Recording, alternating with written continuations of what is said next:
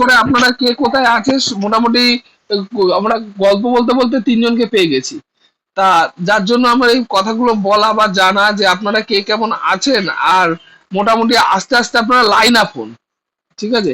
আস্তে আস্তে sir line up হন। পুরুলিয়ার পরেই তো স্যার বাঁকুড়া আছে, মানে আমরা বাঁকুড়া জেলাটা বেশি দিন টাইম পাবো না স্যার। আরে ম্যাডাম, আপনি না খুব মানে যাকে বলে ব্যাপারটা নিয়ে খুব সিরিয়াস আছেন। এখন পুরো আগের লিস্টটাই বাদ হবে কিনা, সব ওবিসির কি হবে, সেই সমস্ত শুনানি এখনো হয়নি ম্যাডাম।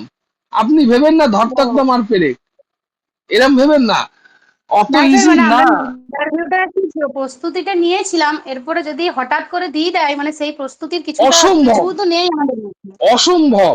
কেননা দেখেন, আগের সরকার যেরকম লক্ষ্মীর ভান্ডারের উপর বেস করে চলছে, চলছিল তার ভোট ব্যাংক, এই সরকারও কিন্তু সেটাই করলো। মানে সেই মানুষকে ভাতাটা ডবল করে দিল। এই সরকারের যে শুভবুদ্ধির উদ্বেগ বা নতুন কিছু চিন্তা ভাবনা কিন্তু নেই। যেখানে দাঁড়িয়ে দেখুন, আপনি নিজে দেখতে পারবেন আগামী দশক থেকে আসামে হয়তো প্রাইমারি স্কুল থাকবে না। তার সব থেকে বড় কারণ হচ্ছে 80% বাচ্চা ইংলিশ মিডিয়াম স্কুলে পড়ে। তা সুতরাং 20% বাচ্চা নিয়ে আপনারা দেখবেন ইন্টারভিউ দিলেন কিন্তু জয়নিং পেলেন না। কারণ প্রাইমারি স্কুলে বাচ্চাই নেই, আপনি গিয়ে কাকে পড়াবেন? তা সেটা ভালো হবে না আগের থেকে ডিসিশন নেওয়াটা ভালো হবে? দেখুন, আপনাদের মায়না, মানে আমি বলবো বিশেষ করে যে সরকারি চাকুরিজীবী যারা শিক্ষক আছেন তাদের মায়না হচ্ছে জিএসটি থেকে হয়। এবার জিএসটি থেকে যদি মায়না হয়, তার মানে তো বিষয়টা এরকম হয়ে গেল না যে বেসরকারি স্কুলের থেকে যে ট্যাক্স আসবে সেই ট্যাক্স থেকে সরকারি স্কুলের মায়না হবে। এইটাই তো ফ্যাক্ট বা এটাই তো কর্পোরেট। তা সুতরাং তো হিসাব মতো যেটা হয়েছে বা যেটা হয়, যে ভদ্র মহিলা বা যে ভদ্র লোক বা যে শিক্ষক বা শিক্ষিকা নিজে প্রাইমারি স্কুলে চাকরি করেন আর নিজের বাচ্চাকে পড়ান ইংলিশ মিডিয়াম স্কুলে, এরম ঘটনাও আছে, এরম ঘটনা নেই তা না। কিন্তু তাহলে সমাজের ক্ষেত্রে বা সমাজে এটা কি মেসেজ যাচ্ছে? যে ও আচ্ছা, আপনার বাচ্চা বাচ্চা আর আপনি যে স্কুলে পড়াতে পারছেন তাদের বাচ্চাগুলো বাচ্চা না, না আপনি শুধু মায়না নিতে স্কুলে যান। আশা করি বোঝাতে পারলাম। আপনি নেহাত তাহলে কি মাইনাটা নিতে স্কুলে যান, আপনার বাচ্চা যদি ইংলিশ মিডিয়ামে পড়ে হ্যাঁ আর স্যার, স্যার আমি আরেকটা প্রশ্ন করবো। বলেন।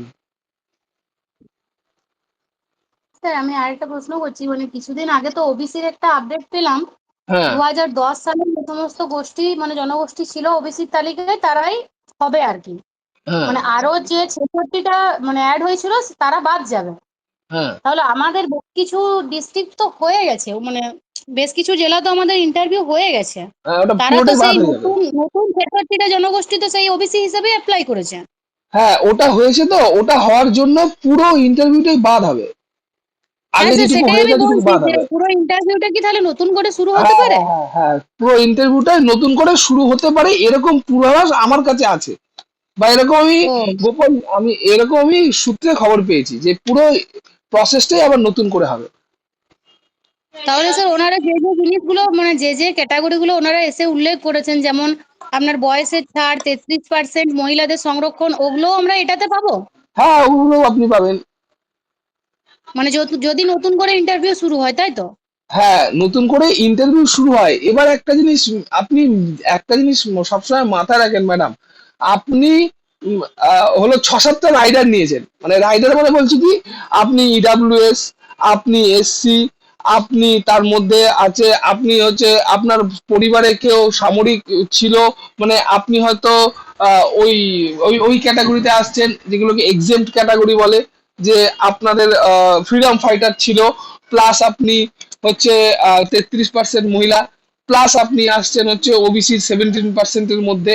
তা ম্যাডাম, একটা জিনিস দেখেন, প্রাইমারি স্কুলে গিয়ে তো বাচ্চাদের পড়াবেন না, পড়াবেন না, বাচ্চাগুলো কোথায়? বাচ্চাগুলো তো ইংলিশ মিডিয়ামে। আপনি অন অ্যান অ্যাভারেজে যদি বলি, তাহলে 80% বাচ্চা ইংলিশ মিডিয়াম স্কুলে, মানে প্রাইভেট স্কুলে, আর 20% বাচ্চা প্রাইমারি স্কুলে।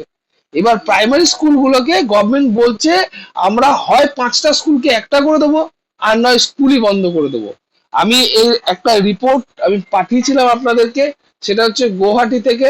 মানে গুয়াহাটির মুখ্যমন্ত্রী, মানে আসামের মুখ্যমন্ত্রী, তিনি বলছেন যে আগামী দশকে হয়তো প্রাইমারি স্কুল বলে কিছু স্কুল থাকবে না, আগামী দশকে থাকবে না। তা আপনি বলেন, আপনি যার জন্য প্রিপারেশন নিয়েছেন, তাহলে সেই প্রিপারেশন নেওয়াটা তার কতটা যুক্তিযুক্ত হলো? প্রাইমারি স্কুলের পরীক্ষাটা হচ্ছে না, তার কারণই তো এটা। যদি প্রতিটা স্কুলে একটা করে শিক্ষকও নেয়, তাহলেও তো প্রায় 49,000 শিক্ষক লাগবে কিন্তু আপনাদের স্যার কেন। এই সরকার আবার বলছে নতুন করে প্রাইমারি স্কুল সাজানো হবে, প্রচুর সে শিক্ষক তো নিয়োগ হবে। সে তো ভোট ব্যাংক বাঁচানোর জন্য সাজানো হবে। 28-এ তো ইলেকশন আছে না, 28-এ ইলেকশনটা তো দেখতে হবে। বলতে পারলাম? সবকিছুর মধ্যেই সবকিছু আছে। এবার আপনি এতগুলো ফেসিলিটি নিলেন, নিয়ে দেখা গেল পরীক্ষাই হলো না, বা আপনি ইন্টারভিউ দিলেন, দিয়ে জয়েনিং হলো না, তখন কি করবেন এটা বলেন। মানে আমি বলতে চাইছি যে চাকরি অবশ্যই আপনারা পাবেন, পাবেন না তা না, কিন্তু বিষয়টা হচ্ছে যে আপনারা যে স্কুলে বাচ্চাদেরকে পড়াবেন, সেই স্কুলে তো বাচ্চা থাকতে হবে বলে। এখন সবার উদ্যোগ হবে, আমি বলবো যে সমস্ত বাচ্চাদেরকে স্কুলমুখী করা, মানে স্কুলমুখী, মানে প্রাইমারি স্কুলমুখী করা। এখন এইটাই তো সমাজের উদ্দেশ্য হওয়া উচিত হবে, কেননা স্যার এখন আমার আপনি মনে হয় শিক্ষক শিক্ষিকা নিয়োগ হলে প্রাইমারি স্কুলের স্টুডেন্ট আরো অনেক বাড়বে। বাড়া তো উচিত, কেননা এই সমস্ত স্কুল বেসরকারি কখনোই বন্ধ প্রাইভেট, হবে না স্যার। সে তো আপনার মনে হচ্ছে, আপনি তো এতে নিজেকে সান্ত্বনা দিচ্ছেন, এক। আর দুই হচ্ছে যে শিক্ষা স্বাস্থ্য প্রতিরক্ষা, এটা থেকে গভর্নমেন্ট কখনোই মুখ ফিরিয়ে নিতে পারে না।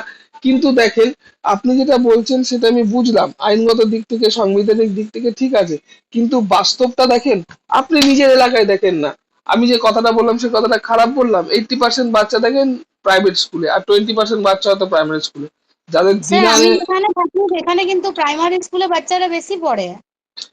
কতিপয় কয়েকটা জায়গায়। আমাদের আমাদের প্রাইমারি স্কুলটা মানে আমার সামনে যে প্রাইমারি স্কুলটা আমার ছেলে যেটাতে পড়ে, মোটামুটি 400 সাড়ে 400 জন স্টুডেন্ট আছে। ঠিক আছে, থাকতেই পারে। আচ্ছা, মৌসুমীর ওখানেও কি তাই? না স্যার, আমাদের এখানে এতটা নয়। আমাদের এখানে আহ, 150। আর সহদেবের ওখানে? সহদেব, হ্যাঁ স্যার বলুন। তোমার ওখানে কি খবর? তোমার ওখানে ইংলিশ মিডিয়ামে বাচ্চার সংখ্যা বেশি না মানে প্রাইভেট স্কুলে বাচ্চার সংখ্যা বেশি, না প্রাইমারি স্কুলে বাচ্চার সংখ্যা বেশি? অবশ্যই ইংলিশ মিডিয়ামে, প্রাইমারি স্কুলে তাহলে তো বাচ্চাই নাই। তাহলে তাহলে এবার দেখেন, আপনারা এই তিনজনের মধ্যে দুজন ভোট দিচ্ছেন প্রাইভেট স্কুলকে, আর একজন ভোট দিচ্ছেন প্রাইমারি স্কুলকে, তার মানে তো সেই 1:3 এখানেই হয়ে গেল না? তার মানে 100-র মধ্যে 33 তো পেয়েই গেল। এটা বোঝেন, আপনারা তিনজনের মধ্যে দুজন ভোট দিচ্ছেন আপনারা প্রাইভেটকে, আর একজন ভোট দিচ্ছেন প্রাইমারিকে। তাহলে তো এইখানেই না স্যার, তিনজনের মধ্যে মানে যদি এই এটা অবস্থা হয়। এখন যে না স্যার, এখন যে পরিস্থিতিটা হয়ে আছে, মানে যেটা মৌসুমী বললো বা ওই সহদেবদা যেটা বললো, ওই পরিস্থিতিটা তো স্যার আগে সরকার তৈরি করে দিয়ে গেছেন। মানে পুরো স্কুলগুলোকে বন্ধের মুখে করে দিয়ে গেছেন। স্যার কোনো আমার টিচার নিয়োগ আজকে মানে 2010 সাল থেকে কোনো টিচার নিয়োগ সেরকম ভাবে হয়নি। না, স্কুল তো এমনিই বন্ধ হয়ে গেছে। ঠিক আছে, স্যার আমি বলেন বলেন।